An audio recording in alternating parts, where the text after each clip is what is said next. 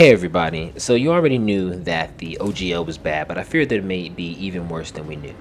In a move more evil than any bad guy plot I've ever run at my table, Hasbro has just tried to violate the rear ends of the entire community, and unfortunately the effects of what they've tried to do are going to be felt far beyond just the D&D community.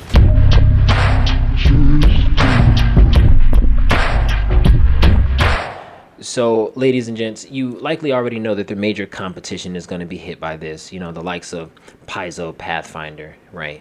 But Mongoose Gaming also heavily uses the OGL for many of their titles, even their popular Conan game, which is, in my opinion, not even a direct competitor to Dungeons & Dragons. Necrotic's Old School Essentials is an absolute banger. Evil Hat's production Dresden Files is also an absolute banger, an award-winning game, but that's also published under the open game license. This could even affect video games that use the D20 system, like Knights of the Old Republic, which is one of my favorite video games of all time. So, suffice to say, we all feel betrayed, and so I have bitterly begun looking for other RPGs to keep my bed sheets warm.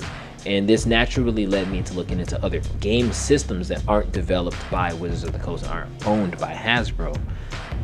But guys, quickly I began to realize just how deep and nefarious Hasbro's plans really are, because almost immediately I started to realize that almost all of these other systems were published underneath the Open Game License 1.0 as well. Now, I'm not an expert, but the implication to me is that because these other game systems have been published underneath the Open Game License, that maybe games on top of those systems may also be subject to royalties or having to pay a fine or change their content at the whim of Hasbro. Now, do I think that Hasbro is aware of this small detail? I actually do. And I think they absolutely think they can get away with it, just as they feel like they can retroactively collect dues from creators' work who've been working for decades. If I were a beholder, my sketchpad would be smoking from the sheer friction of my pencil's movement. I'd be damn near starting a fire from how furious and copious my note-taking would be. In one fell swoop, Hasbro would eliminate all competition. We're talking third-party content creators are no longer incentivized because essentially you'd be signing on to a lord-serf, almost like a slavery type relationship, where yeah, they'll probably pay you, maybe you report everything, they can take your work, claim all of it, use it, and not pay you anything and cut you out whenever they want to.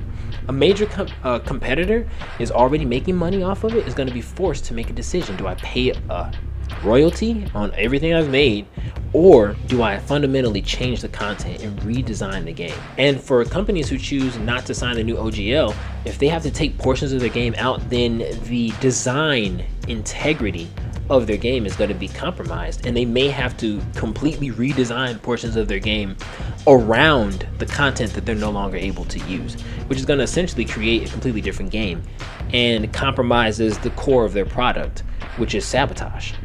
So at the same time, they're collecting money on everything, they're forcing their competitors to comply or sabotage their own products. But if this were also to affect games built upon systems that use the OGL, then the effects go way deeper, because less money for everybody means less jobs. Less jobs means that companies are going to have to be forced to really evaluate whether or not something is lucrative. Do we have enough money to hire these people to keep them on and keep writing adventures? No. They're going to have to lay people off. Or if they choose to take the royalty, they're going to have to only release modules and content that's incredibly lucrative monetarily, because they're going to have to make sure they make enough to make a profit even after they pay their royalties. And so this essentially will just smother the entire RPG community. And so you'll probably be surprised by how many rule sets are made using the OGL.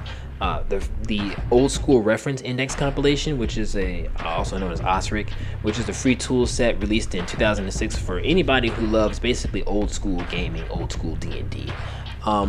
This book comes packed with literally hundreds of spells, hundreds of monsters, and magic items, much of which is completely original content, but because it uses the OGL, Wizards of the Coast will be able to claim portions of that. Basically, any old school retro remake or clone that you like to play, like Dungeon Crawl Classics or anything like that, they might be in jeopardy. They're going to be in jeopardy. This also includes awesome games like Hyperborea, Labyrinth Lords, and even small module creators that use just general old school revival rules for general modules. They're going to also be affected.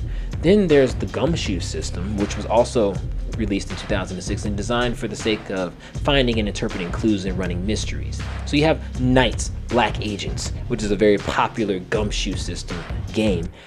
Swords of the Serpentine, which is one that I like.